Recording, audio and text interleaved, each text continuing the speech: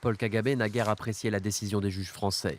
Ils veulent rouvrir l'enquête sur l'attentat contre l'avion de l'ancien président Habyarimana, l'attentat qui a déclenché le génocide de 1994. Les juges français demandent l'audition d'un ancien proche de Paul Kagame, Faustin Nyamwasa, qui le met en cause. Il est lui-même visé par la justice française. Je dis que c'est la France qui devrait être sur le banc des accusés, qui devrait être jugée. Pas des gens au Rwanda, pas des Rwandais. Paul Kagame a par le passé accusé l'armée française d'avoir été impliquée dans le génocide. Paris soutenait à l'époque le régime d'Habyarimana.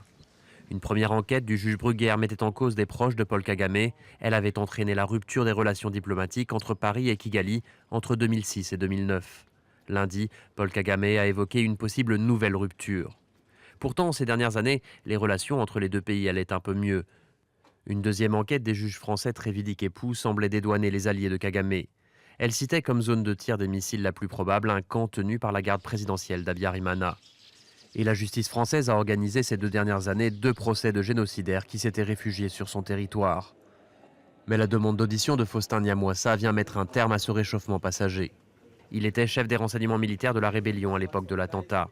Réfugié en Afrique du Sud, il a fait l'objet d'au moins 2 tentatives d'assassinat qu'il impute à Kigali.